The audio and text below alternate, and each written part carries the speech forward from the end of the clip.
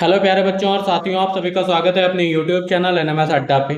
तो साइंस में जैसा कि चैप्टर नंबर हमारा 2 चल रहा था, जिसका नाम था आपका रेशों से वस्त्र तक और मानव निर्मित वस्तुएं। तो हमने सबसे पहले बात करी थी आपकी रेशा क्या होता है, फिर हमने बात करी थी आपके रेशे से वस्त्र तक कैसे जाते हैं। अब इनमें दो टाइप्स थी आपकी, ठीक है। फिर हमने पढ़ लिया था कि इसका वर्गीकरण क्या होता है, प्लांट फाइबर क्या होता है, एनिमल फाइबर क्या होते हैं, और प्राकृतिक रेशों का विस्तृत अध्ययन कर लिया था पहली वीडियो में हमने। ठीक है, जिसने अभी तक फर्स्ट वीडियो नहीं देखी वो जाके देख सकता है, क्योंकि आपके लिए हेल्पफुल हो सकती है, वहीं से आपके क्वेश्चन पूछे जाते हैं। पटसन के बारे में बात करी थी, जूट क्या होता है, जूट कहाँ कहाँ मिलता है, कटाई जूट का आपका कैसे स्टेप क्या होते हैं, तो ये बात कर ली थी। पटसन के उपयोग क्या होते हैं जूट के, कुछ क्वेश्चन कर लिए थे। ऊन आपकी कैसे किससे मिलती है, ऊन के उपयोग क्या है आपके, और रेशम के बारे में पढ़ लिया था, ठीक है। और ये आपके सिंथेटिक फाइबर के बारे में पढ़ लिया था, कैसे बनते हैं। ठीक है, आज हम बात करते हैं, यहां तक तो हो गया। आज हम बात करेंगे कि आपके प्लांट फाइबर टू फैब्रिक, जो आपके जो आपके पादप रेशे होते हैं, जो हमने बताया था आपके जो पादप रेशे होते जो हमने बताया था कि पादप रेशे होते हैं, जिसमें आते हैं आपके पादप रेशे। प्लांट फाइबर में क्या आते हैं, कॉटन और जूट। अब फैब्रिक का मतलब हमने क्या बताया था कि कपड़ा। क्या बताया था हमने, कपड़ा। तो हम जानेंगे कि आज आपका जो प्लांट फाइबर रेशों से कपड़ा कैसे बनाते हैं। सबसे पहले हम जानेंगे प्लांट फाइबर दो टाइप के होते हैं, फिर हम बात करेंगे कि एनिमल फाइबर से कैसे कपड़ा बनाते हैं। दो प्रक्रियाएं होती हैं, लगभग थोड़ा सा डिफरेंस होता है, तो ध्यान से देखेंगे। सबसे पहले जानेंगे कॉटन और जूट से कपड़ा बनाने की प्रक्रिया। तो प्लांट फाइबर आपके जो पादप रेशे हो गए, कॉटन और जूट आते हैं दो। इन पेड़ों पौधों को हिस्सों से प्राप्त किया जाता है। आपका क्वेश्चन पूछा जाता है जो आपके प्लांट फाइबर होते हैं उनको कहाँ से प्राप्त किया जाता है, तो आप बोलेंगे पौधों के हिस्सों से प्राप्त किया जाता है।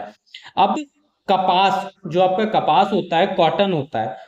कॉटन से आपके कॉटन जो होता है, कॉटन से कपड़ा बनाने की प्रक्रिया अब जानते हैं। जैसे हम लोग देखते हैं जो आपके कॉटन हो गए, कपास होता है, कॉटन तो पता है। अब उनसे हम लोग जो रंग बिरंगे कपड़े पहनते, कंफर्टेबल क्लॉथ पहनते, पैंट शर्ट टी शर्ट ये सब पहनते, तो उसको बनाया कैसे जाता है, रेशों से आपका कपड़ा बनाया कैसे जाता है। तो इसमें देखिए आपके चार पांच स्टेप होते हैं। तो सबसे पहले जो आपका कपास होता है, तो कपास की आपकी सबसे पहले कटाई करी जाती है, फिर उसकी गाइनिंग करी जाती है। कपास के जो फल होते हैं उनके बीजों को अलग करने की प्रक्रिया को ऊटना कहते हैं। ये सब हम डिटेल में पढ़ेंगे। फिर हम जा जाते हैं कार्डिंग जिसको बोलते हैं, फिर हम कताई करते हैं, और फिर हम उसकी बुनाई करते हैं, और फिर रंगाई और फिनिशिंग करते हैं। हमारा आपका कपड़ा तैयार हो जाता है। तो हमें कितने स्टेप पढ़ने, एक, दो स्टेप, तीन स्टेप, चार और पांच और छह। छह स्टेप में हमारा कपड़ा बनता है। जैसे हम कपास हो या आपका जूट हो, उससे हमारा कपड़ा बन जाता है। तो सबसे पहले जानते हैं कि आपका होता क्या है। सबसे पहले हमने बात करी कपास की कटाई। तो कपास के पेड़ आपके क्या होते हैं, जो होते हैं कपास की कटाई, ये आप कपास के पेड़ देख सकते हैं। ठीक है, इसमें जो होती है आपकी कॉटन बॉल्स, ठीक है, व्हाइट कलर के ये फल होते हैं, इनको बोलते हैं कॉटन बॉल। सबसे पहला स्टेप आ जाता है हमारा कपास की कटाई। जो कपास के आपके पेड़ होते हैं उनकी सबसे पहले करी जाती है कटाई। कपास के पौधों से कपास के फल, जो है आपके फल दिख रहे हैं, ये कॉटन बॉल्स दिख रहे हैं कपास के, तो इनको इकट्ठा किया जाता है। सबसे पहले हम इकट्ठा कर लेते हैं, तो ये स्टेप सबको क्लियर हो गया। फिर हम करते हैं ऊंटना।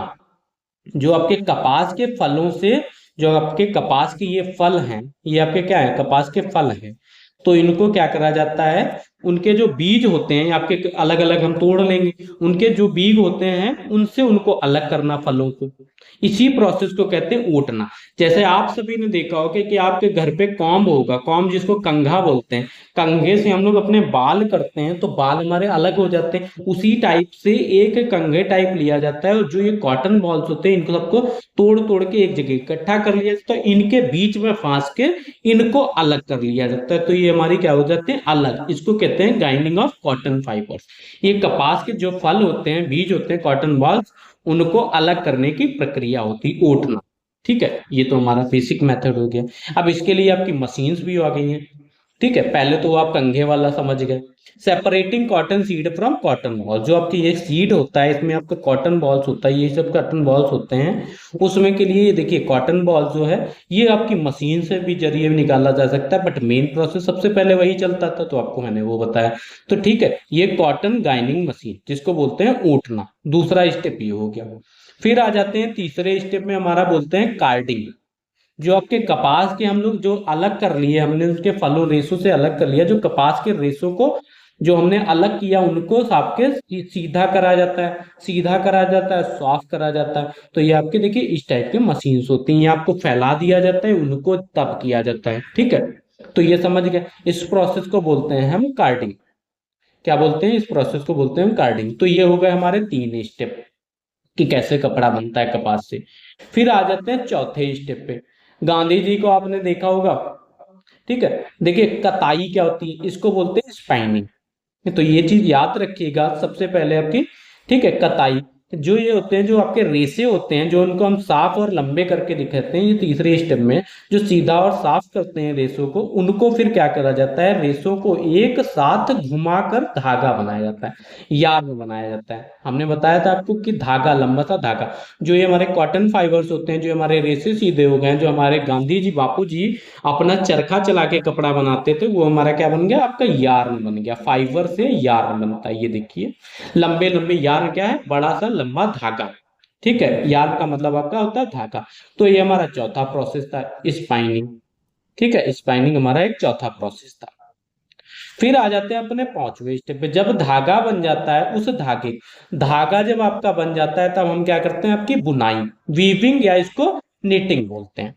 ठीक है, क्या बोलते हैं, वीविंग या इसको निटिंग बोलते हैं, बुनाई करते हैं। जो आपके धागे लंबे हो गए तो उन धागों की बुनाई करी जाती है। आपने स्वेटर के माध्यम से देखा होगा, आपके चरखा है उसके माध्यम से। तो धागों की फिर बुनाई के माध्यम से कपड़े में बदल दिया जाता है, बुनाई करके क्या क्या बदल दिया जाता है, कपड़ा बनाया जाता है। तो ये हमारा 5वां स्टेप। जब हमारा ये बन जाता है तो उसके बाद हम सबसे पहले क्या करते हैं, वो जो होता है, ये हमारा लास्ट स्टेप है। जब हमारा कपड़ा बन जाता है तो कपड़े को रंग दिया जाता है। तो जैसे आपको कपड़े को रंग दिया जाता है, जैसे जिस टाइप से आपके कलर अलग अलग कलर चाहिए, पीला है, नीला, तो उन सबको फिनिशिंग दी जाती है, कलर दिया जाता है और विभिन्न फिनिशिंग उपचार दिए जाते हैं। तो इससे बनता है हमारा आपका क्या है, ये हमारा बन गया कि हमने बना लिया कि कपास से कपड़ा कैसे बनता है आपके 6 स्टेप में। सबसे पहले कपास की कताई करेंगे, फिर दूसरे स्टेप में उसको ओटना करेंगे, कार्डिंग करेंगे, फिर कताई करेंगे, फिर बुनाई करेंगे, फिर आपकी रंगाई और फिनिशिंग करेंगे। तब हमारे ये जो हम कपड़े पहनते हैं, ये सब हमारे कपड़े तैयार हो जाते हैं। तो हमने जाना है कि आज कि आपके कपास से कपड़ा बनाने की प्रक्रिया। तो इसमें देखिए एक कपास था आपका पादप फाइबर, ठीक है, पादप रेशों में। दूसरा आ जाता है आपका जूट। जूट से कपड़ा कैसे बनाया जाता है, जैसे हम आपको सिखाते हैं, हमने बताया था कि जूट से आपके मैट वगैरह, चटाई वगैरह सब बनाई जाती, तो कैसे बनती हैं। अब जूट से कपड़ा बनाने का मतलब ये नहीं कि सिर्फ जो पहनने वाले कपड़े वही बनेंगे, आपके चटाई हो गई, बैग हो गए, ये सब। अब देखिए जब तक जान लेते हैं जूट से कपड़ा बनाने की प्रक्रिया। सबसे पहले इसमें क्या आता है, जो आपकी कटाई करते हैं, जो आपके जूट के, ये देखिए जूट के हमारे क्या है, पौधे हैं। तो जूट के जो पौधे होते हैं वो 4-5 महीने में तैयार हो जाते हैं। ठीक है, पौधे आप देख सकते हैं ये जूट के। तो जूट के आपके जो पौधे होते हैं वो 4-5 महीने में तैयार हो जाते हैं। फिर उन्हें क्या कर लिया जाता है, सबसे पहले काट लिया जाता है, उन पौधों को काट लिया जाता है। तो इसको क्या बोलते हैं, कटाई। ठीक है, इन पौधों को काट लिया जाता है।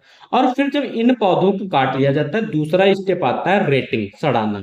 तो इन पौधों को जब काट लिया जाता है, इकट्ठा कर लिया जाता है, दूसरे स्टेप में हम क्या करते हैं, उनको रेटिंग करते हैं।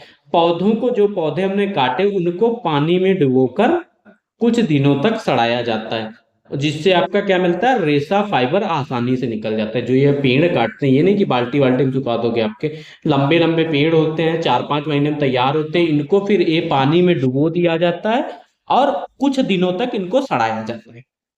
ठीक है, पानी में कोई भी चीज डाल दीजिए, कुछ दिन पड़ी रहे, वो सड़ जाएंगे। जब ये सड़ जाते हैं तब उनसे क्या है, जब ये सड़ जाएंगे तो रेशा आसानी से निकल सकता है। इस प्रोसेस को हम लोग बोलते हैं रेटिंग। क्या बोलते हैं, रेटिंग इंग्लिश में। फिर जब देखिए पौधे सड़ जाते हैं, फिर उनसे क्या करते हैं, आपका स्ट्रिपिंग, रेशे निकालते हैं। जो जो सड़े हुए तने होते हैं, ये जो सड़े हुए तने होते हैं हमारे, सड़े हुए तने होते हैं, इनसे जूट के रेशे हाथ से निकाल लिए जाते हैं। जो आपके ये सड़ जाते हैं तो इनको आपके क्या करते हैं, जूट के जो रेशे होते हैं उनको हम लोग हाथ से निकाल लेते हैं। ये हो गया हमारा थर्ड स्टेप, स्ट्रिपिंग। ठीक है।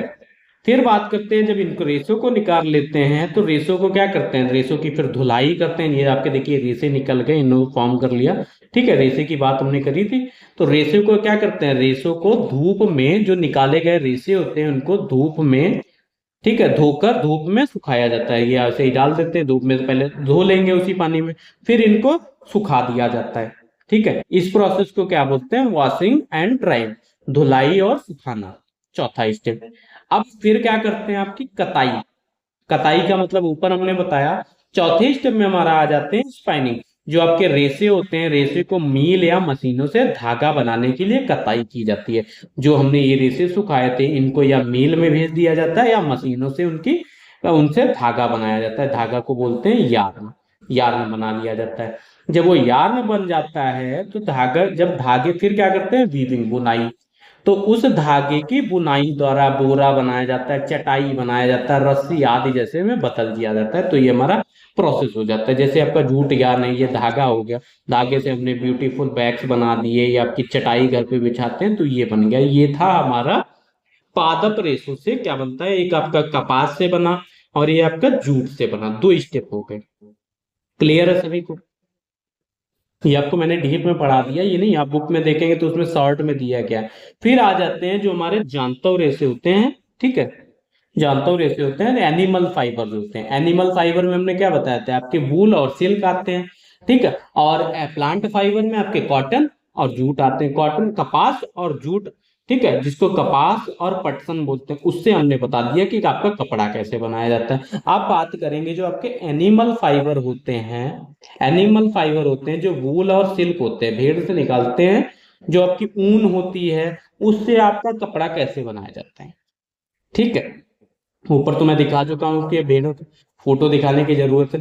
तो इसमें आपके 6 स्टेप होते हैं। सबसे पहला एक स्टेप, सब में आपके 6 स्टेप होते हैं। तो सबसे पहला आपका जो होता है सियरिंग, बाल काटना, इंग्लिश में बोलते हैं सियरिंग, बाल काटना। दिखा सकता हूँ आपके 6 स्टेप कौन कौन से होते हैं, फिर इसके बाद में पढ़ेंगे। सबसे पहले आपका सियरिंग होता है, फिर आपका स्काउरिंग होता है, फिर आपका सॉर्टिंग होता है, फिर आपका कार्डिंग होता है, और फिर आपका यार्न बनता है। ठीक है, समझ गए? अब देखिए इसको हम डीप में पढ़ लेते हैं, इसको डिटेल में पढ़ते हैं। सियरिंग, सियरिंग का मतलब होता है बाल काटना।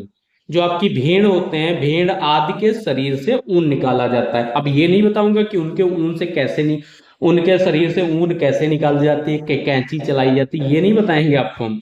जो आपका स्टेप होता है बाल काटना, जो आपकी भीड़ होती है, यार्न होती है, उनसे क्या करते हैं, उनके शरीर से ऊन निकाल लिया जाता है। पहला स्टेप यह गर्मियों में किया जाता है ताकि जानवरों को गर्मी ना लगे। ठीक है, ये समझ गए, इतना स्टेप हो गया। फिर दूसरा स्टेप हमारा आ जाता है अभिमार्जन, जिसको हमने बोलते हैं स्काउरिंग। क्या बोलते हैं, स्काउरिंग, अभिमार्जन। अभिमार्जन क्या है, अभिमार्जन क्रिया, जिसको धोना। जो हमने ऊन निकाली, जो हमने भेड़ से ऊन निकाली, उस ऊन को साबुन और गर्म पानी से धोया जाता है। क्या करा जाता है, उस ऊन को साबुन और गर्म पानी से धोया जाता है ताकि गंदगी और जो उसमें चिकनाहट होती है वो हट जाए। ये हमारा कहलाता है दूसरा स्टेप। इतना समझ गए अभिमार्जन का। फिर क्या करते हैं, सॉर्टिंग। सॉर्टिंग का मतलब होता है छटाई करनी। जो हम ऊन, वो जो धुलते हैं ऊन को, गर्म पानी से जो ऊन निकलती है उसकी क्या करी जाती है, उसकी छटाई करी जाती है अच्छी गुणवत्ता के रेशे को अलग करने के लिए। जो ऊन होती है, सारी ऊन निकल गई, उसको धो लिया हमने, साफ कर लिया, फिर उसमें से हम अपने अच्छी जो ऊन होती है उसमें के रेशों को अलग किया जाता है। ये हो गया हमारा तीसरा स्टेप, सॉर्टिंग। फिर चौथे स्टेप पे आ जाते हैं डाइंग। डाइंग माने रंगाई। जो उस ऊन होती है उसको, ऊन को मनचाहे रंगों में रंगा जाता है। जो ऊन के रेशे निकालते हैं उस ऊन को हम लोग मनचाहे रंगों में रंग लेते हैं, जो भी मन करा, लाल पीला नीला जो भी मन करता है। फिर आ जाते हैं पांचवें स्टेप में। पांचवें स्टेप में धागा बनाना। धागा बनाना, अब जो ये आपकी ऊन हो गई, इसको रंग लिया, आपका क्या बना, यार।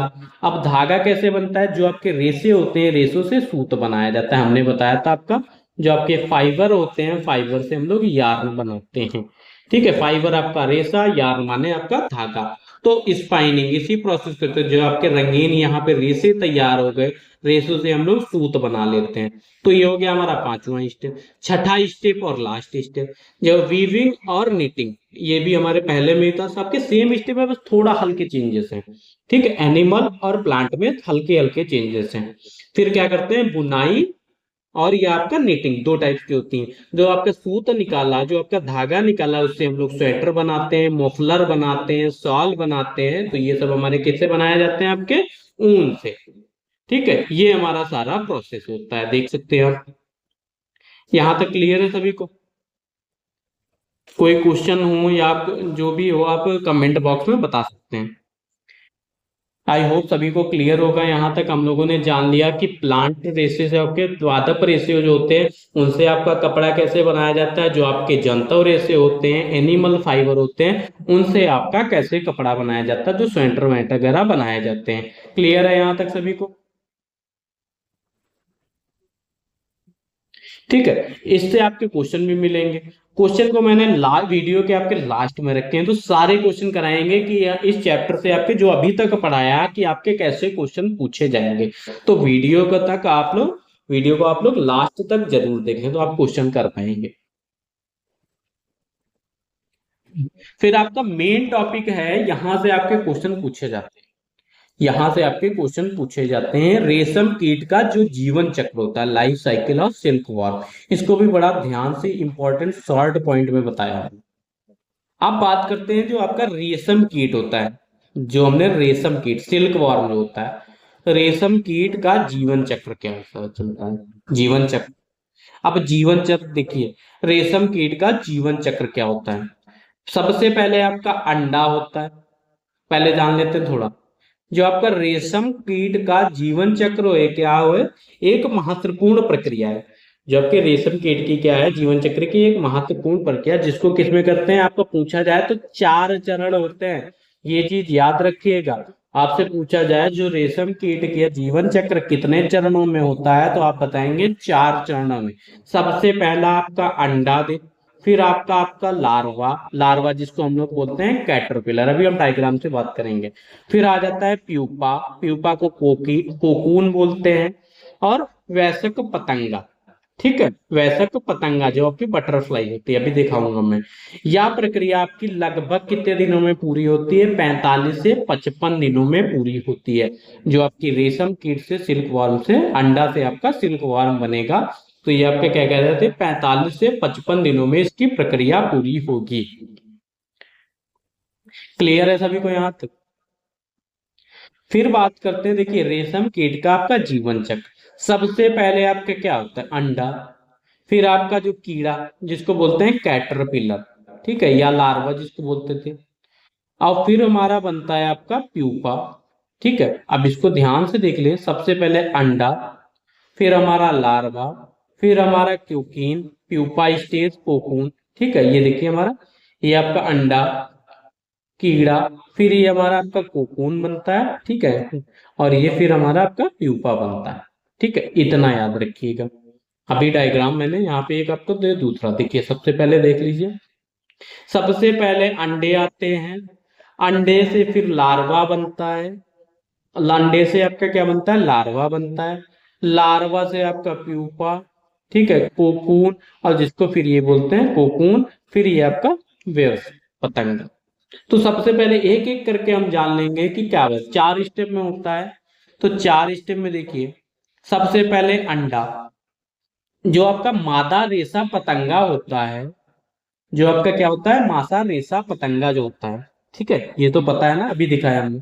जो आपका जो मादा रेशा पतंगा होता है, ये एक बार में आपके 300 से 500 अंडे देती है। जो आपकी रेशम मादा पतंगा होती है, वो आपकी 300 से 500 अंडे देती है। अंडे आपके छोटे, गोलकार और पीले सफेद रंग के होते हैं। क्या होते हैं आपके अंडे, छोटे, पीले और सफेद रंग के होते हैं। अंडों से लार्वा निकलने में, जो आपका लार्वा निकलता है, दूसरी प्रोसेस है, अंडे से जो लार्वा निकलता है उसमें आपसे 10 से 14 दिन लगते हैं। जो आपसे अंडे से लार्वा निकलता है, ठीक है,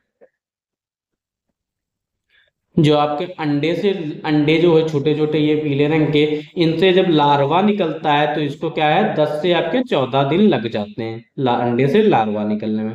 क्लियर है यहाँ तक? तो ये बात कर ली हमने अंडे की। फिर जो लार्वा होता है, लार्वा को हम कैटरपिलर भी बोलते हैं। लार्वा को क्या बोलते हैं? कैटरपिलर। लार्वा बोले या कैटरपिलर।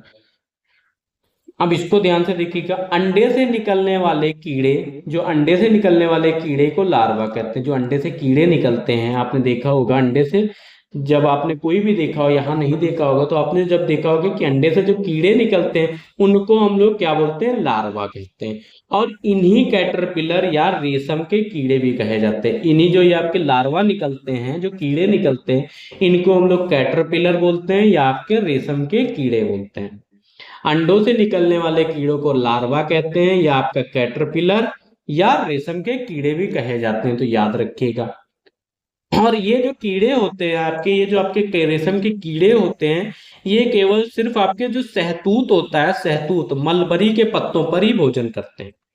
कहाँ करते हैं? ये क्वेश्चन आपसे हर बार पूछा जाता है एनएमएस में कि जो रेशम के कीड़े होते हैं वो कहाँ पे भोजन करते हैं आपके? तो आप बोलेंगे मलबरी के पत्तों पे, शहतूत के पत्तों पर भोजन करते हैं। और यह अवस्था आपकी कितने दिन चलती है? 25 से 30 दिन चलती है। जो आपकी कीड़ों से लार्वा कहते हैं, इन्हें कैटरपिलर या रेशम भी कहा जाता है। ये वाली प्रोसेस आपकी क्या चलती है? 25 से 30 दिन तक चलती है।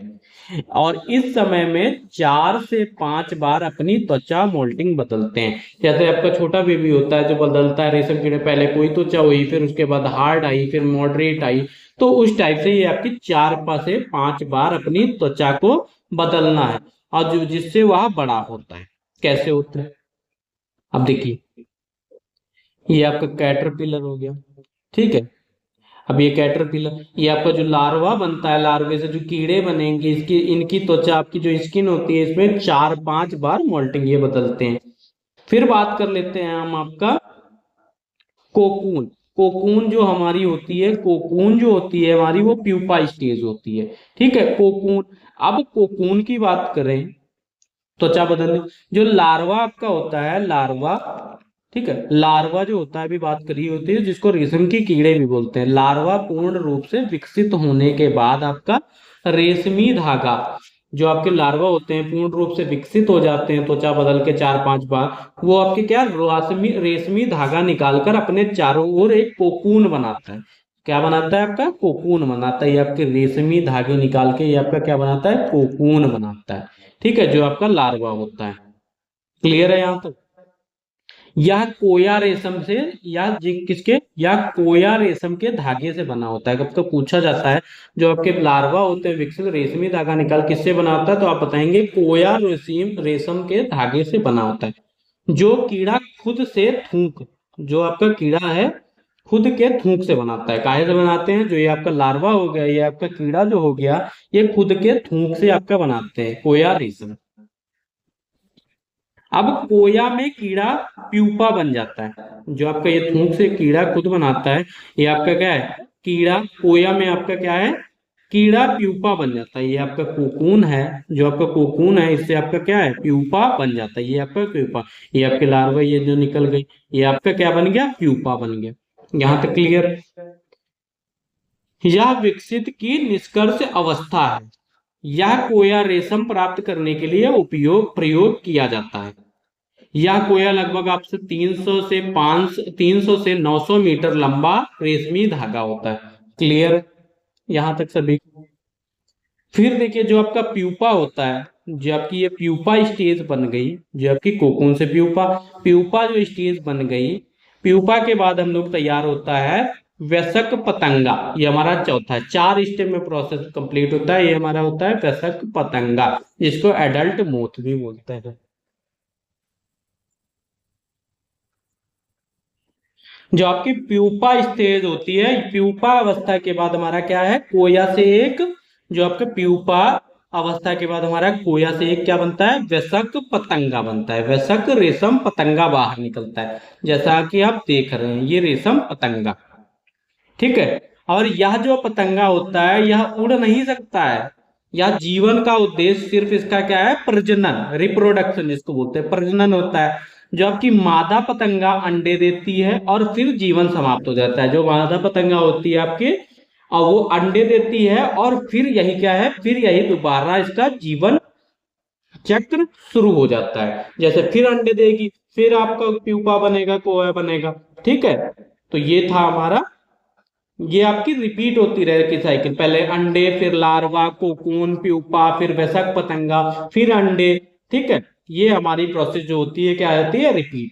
अब यहां से हम देखते हैं, जो हम पढ़ रहे थे रेशम कीट का जीवन चक्र, तो इसकी कुछ आपकी मेन बातें हैं, जो मुख्य बातें हैं। यहाँ पे आपका एक क्वेश्चन पूछा ही जाता है सर, जो आपका रेशम की सबसे प्रसिद्ध प्रजाति होती है, तो ये याद कर लीजिएगा, इसको बोलते हैं बॉम्बिक्स मोरी, जिसको बोलते हैं सहतूत रेशम कीट। अगर क्वेश्चन पूछा जाए आपका रेशम की सबसे प्रसिद्ध प्रजाति क्या होती है, तो आप आंसर देंगे सहतूत रेशम कीट। अगर इंग्लिश में लिखा है तो बॉम्बिक्स मोरी। दूसरा पॉइंट इसमें नोट करने वाला यह है कि रेशम उद्योग का मुख्य रूप से कोया का उपयोग किया जाता है। किसका उपयोग किया जाता है, कोया, जो कि कोकून। कोया से रेशम प्राप्त करने की प्रक्रिया, जो आपकी कोकून से रेशम प्राप्त करने की प्रक्रिया है, कोया से रेशम प्राप्त करने की प्रक्रिया को क्या बोलते हैं, सेरीकल्चर। ये आपका क्वेश्चन पूछा भी गया, जो मैंने क्वेश्चन रखे भी हैं वहां भी आपको दिखेगा। अब देखिए क्वेश्चन आपके कैसे पूछा जाता है। क्वेश्चन पूछा जाता है रेशम के कीड़े के जीवन चक्र के चरण बताइए। तो सबसे पहले आपका अंडा, अंडा से लार्वा, लार्वा से प्यूपा, और प्यूपा से आपका वयस्क पतंगा। दूसरा क्वेश्चन जैसे आपको पूछा जाता है रेशम के कीड़ों का भोजन क्या है। तो रेशम के जो कीड़े होते हैं उनका भोजन क्या है, हमने बताया था आपके सहतूत के पत्ते। रेशम किस अवस्था में प्राप्त किया जाता है, रेशम आपका किस अवस्था में प्राप्त किया जाता है, कोया, कोकून अवस्था में प्राप्त किया जाता है। चौथा देखिए कैसा क्वेश्चन आपका पूछा जाता है, रेशम उत्पादन की प्रक्रिया को क्या कहते हैं। अभी हमने ऊपर बताया सेरीकल्चर। क्या बोलते हैं, रेशम उत्पादन की प्रक्रिया को बोलते हैं सेरीकल्चर। और ये आपका बॉम्बिक्स मोरी क्या है, एक प्रमुख रेशम कीट प्रजाति है। ठीक है, क्लियर है यहाँ तक। एक क्वेश्चन यहां से पूछ लिया जाता है आपका चयनात्मक प्रजनन, जिसको बोलते हैं सेलेक्टिव ब्रीडिंग। क्या बोलते हैं, सेलेक्टिव ब्रीडिंग। ये शॉर्ट में 1 नंबर का क्वेश्चन पूछा जाता है, इसलिए हमने रखा है। तो सबसे क्लियर आपका हो गया कि आपकी जीवन चक्र क्या हो गया। ठीक है, आपका रेशम कीट का जीवन चक्र, इसको आप मेन पढ़ लीजिएगा और कॉपी पे भी नोट कर लीजिएगा, स्क्रीनशॉट लेके रख लीजिएगा। यहां से आपके 2 से क्वेश्चन पूछे ही जाते हैं। फिर हमारा पूछा जाता है आपकी सेलेक्टिव ब्रीडिंग क्या होती है, चयनात्मक प्रजनन जिसको बोलते हैं। तो आपकी इसका प्रजनन ऐसे किया था, जो आपकी ऐसी भेड़ों का चयन किया जाता है, तो जो आपकी भेड़ होती हैं, ऐसी भेड़ों का चयन किया जाता है जिसकी ऊन अच्छी होती है, मुलायम होती है और ज्यादा होती है, इससे बेहतर ऊन प्राप्त होती है। ठीक है, ये समझ गए सेलेक्टिव ब्रीडिंग क्या होता है। फिर बात कर लेते हैं, यहां से आपका एक क्वेश्चन पूछा जाता है आपके पादप रेशे और उनके प्राप्ति स्रोत। यहां से आपके क्वेश्चन तो 2-3 क्वेश्चन बनते हैं, जो आपके पादप रेशे और उनके प्राप्ति स्रोत है। ये आपके देखिए, जो आपके रेशे हैं, रुई, रुई आपकी कहाँ से मिलती है, कौन से, कपास से मिलती है। और कपास पौधे का भाग किस भाग से मिलती है, तो बीजों से मिलती है। रुई आपकी कपास के पौधे से मिलती है, और पौधे के किस भाग से मिलती है, तो बीज से मिलती है। इतना क्लियर हो गया। जो आपका जूट है, जूट आपका पटसन सनई जिसको बोलते हैं, पौधा आपका पटसन सनई जूट को। ठीक है, और ये आपकी कहाँ से मिलती है, तनों से। कहाँ से मिलती है, आपकी तने से। जो फ्लेक्स होता है, फ्लेक्स क्या होता है, अलसी, या जिसको तीसी बोलते हैं, अलसी या तीसी, ये हमारी कहाँ से मिलती हैं, तनों से मिलती हैं। जो आपका नारियल जटा होगा, सबने खाया होगा, नारियल जटा होता है, वो हमारे किस पौधे से मिलते हैं, आपके नारियल के पौधे से मिलते हैं। और किस भाग से मिलते हैं, तो फलों से मिलते हैं। किस भाग से मिलते हैं, आपके फलों से। तो ये आपको 4 याद ही रखने हैं। ठीक है, अब देख लेते हैं कि हमारे प्रीवियस ईयर आपके क्वेश्चन कैसे पूछे गए, जो हमारे प्रीवियस पीवाईक्यू कैसे क्वेश्चन पूछे जाते हैं, जितना अभी तक हमने बताया आपको।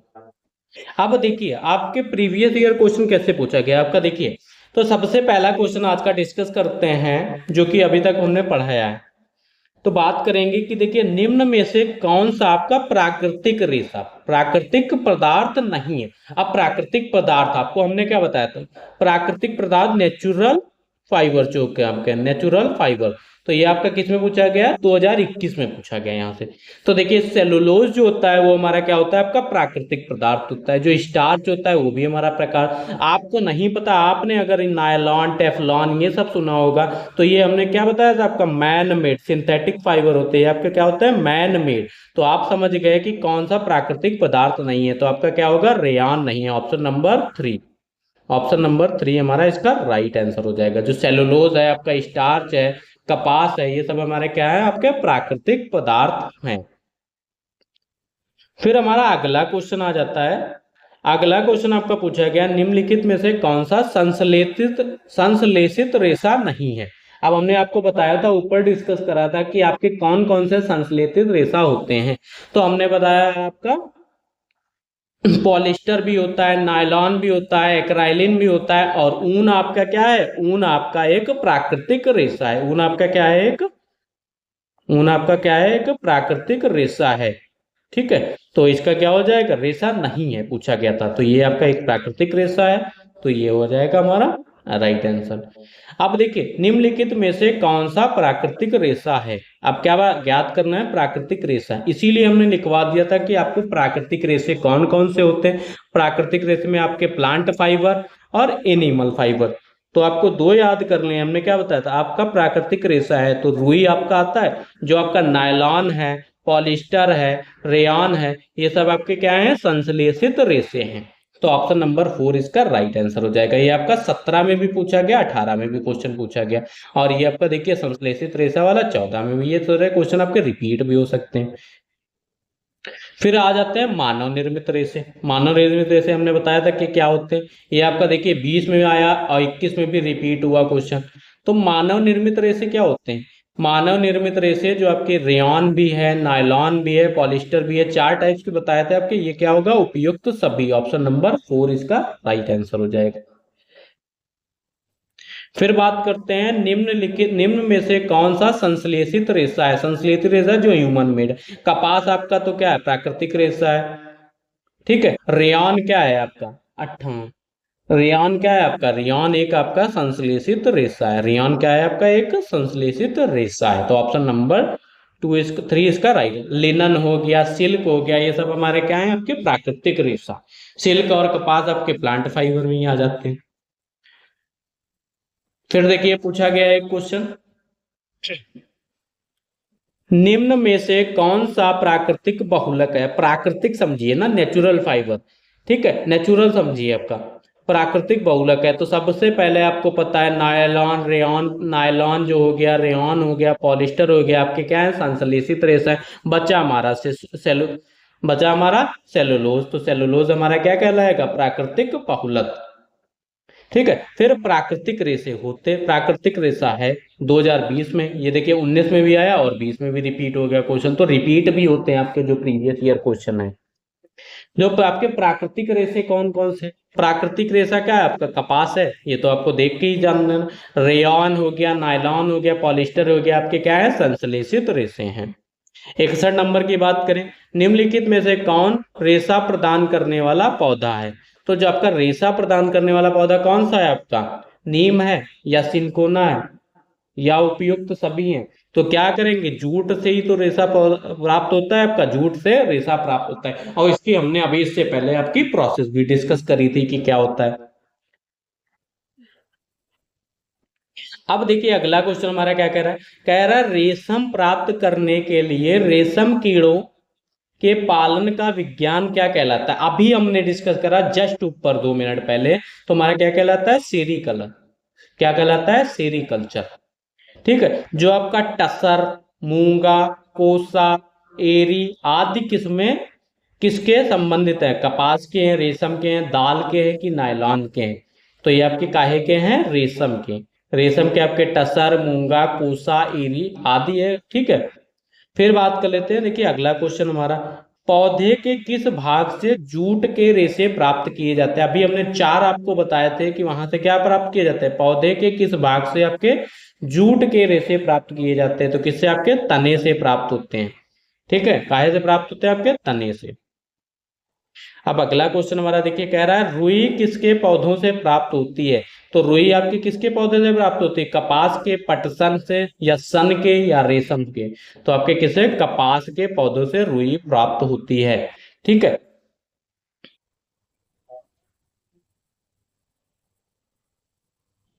अब अगला क्वेश्चन आपसे पूछा गया है, कपास पौधे की खेती के लिए कौन सी मिट्टी उपयुक्त होती है। तो हमने जब आपको कपास बताया था वहां पे हर चीज पूरी डिटेल बताई थी। जिसने अभी तक पहले वीडियो नहीं देखी है जरूर जाके देख ले, मैं बार बार कह रहा हूँ। जो आपके कपास पौधे की खेती के लिए कौन सी मिट्टी, दोमट, काली, या लैटराइट, या जलोढ़। तो आपकी कौन सी होती है, हमने बताया कि काली मिट्टी आपके कपास पौधे के लिए, खेती के लिए काली मिट्टी का यूज करते हैं।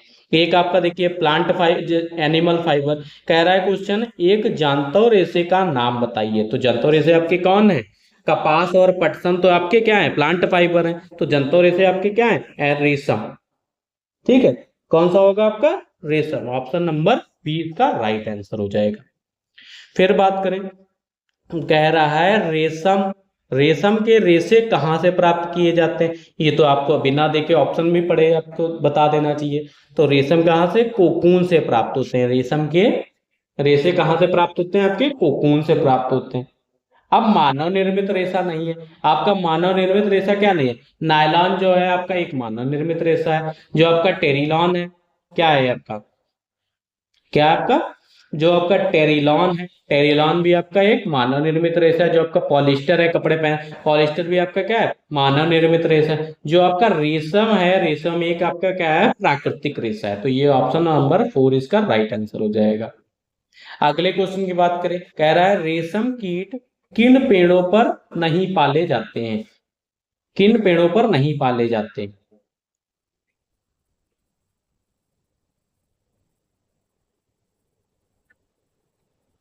तो जो आपके रेशम कीट हमने बताया था मेन सहतूत पे, अरणी पे भी पाले जाते हैं। ओके, ये आपके कहाँ पे नहीं पाले जाते हैं, आम के पेड़ों पे रेशम के कीट जो होते हैं उन पे नहीं पाले जाते हैं। ये चीज याद रखिएगा। अब देखिए अगला क्वेश्चन हमारा क्या कह रहा है, फ्लेक्स, फ्लेक्स अलसी या तीसी पौधे के किस भाग से प्राप्त की जाती है। अभी हमने बताया था, जिसने अभी तक पूरी वीडियो देखी है, ये देखिए अलसी और तीसी फ्लेक्स जो आपके किससे प्राप्त होती है, तने से। किससे प्राप्त होती है आपकी, तने से प्राप्त होती है। तो यहां से आपके क्वेश्चन पूछे ही पूछे जाते हैं। जो आपका नारियल जटा, नारियल जटा नारियल पौधे के किस भाग से प्राप्त किया जाता है। तो ये आपको किससे प्राप्त किया जाता है, फल। निम्नलिखित में संश्लेषित रेशा नहीं है। संश्लेषित रेशा मतलब आपका जो मैन मेड है, रेशा नहीं है। कौन सा नहीं है आपका, रेशम नहीं है। रेशम एक आपका क्या है, प्राकृतिक रेशा। ठीक है, यहां तक सभी को क्लियर है। तो आज हम लोगों ने पढ़ लिया आपका, तो आज हम लोगों ने बात करी है आपकी, देख लीजिए एक बार मैं आपको फिर से बता देता हूं एक शॉर्ट में। ठीक है, शॉर्ट में हमने सबसे पहले पढ़ा था कि प्लांट फाइबर से फैब्रिक कैसे बनता है, रेशों से वस्त्र कैसे बनते हैं। प्लांट फाइबर में आपकी दो चीजें आती हैं, एक आपका आता है कॉटन, एक आपका आता है कॉटन और जूट। इनकी प्रक्रिया पढ़ी थी हमने, कॉटन और जूट की प्रक्रिया पढ़ी थी, जो कि आपके स्टेप्स होते हैं। ठीक है, और फिर हमने आपकी जूट की प्रक्रिया पढ़ी थी। फिर हम आ गए थे आपके जंतौ रेशे में, जो आपके ऊन से कपड़े कैसे बनाए जाते हैं, वूल और सिल्क आपके क्या होते हैं, ये पढ़ लिया था। इसकी प्रोसेस हमने पढ़ी थी पूरी डिटेल में। ठीक है, फिर हमने पढ़ा था आपका जीवन चक्र। जीवन चक्र काहे का पढ़ा था, रेशम कीट का, जहां से आपके 2 से 3 क्वेश्चन पक्का पूछे जाते हैं, हर साल पूछे जाते हैं। तो इसको आप लोग रट लीजिएगा पूरा। ठीक है, फिर हमने ये बात करी थी इसका चक्र कैसे होता है, आपके सेलेक्टिव ब्रीडिंग की बात करी थी हमने। और ये आपके 4 पॉइंट्स हमने बताए थे, पादप रेशे एवं उनके प्राप्ति स्रोत कहाँ से, ये हर बार पूछे जाते हैं, बीजों से, तने से। ये सब बात कर ली थी। और हमने क्वेश्चन जो हमारे प्रीवियस ईयर जितने आपके पुराने क्वेश्चन पूछे गए हैं वो सब डिस्कस करे थे हमने आज की वीडियो में। तो जो हमारी अगली वीडियो है, जो इसका पार्ट थर्ड, ये हमारा क्या है, पार्ट 2 आएगा। जो हमारा पार्ट थर्ड होगा, जो हमारा पार्ट थर्ड होगा, तो पार्ट थर्ड में हम क्या बचेंगे, एक चीज बची है, जो हमारे मानव निर्मित वस्तुएं बची हैं।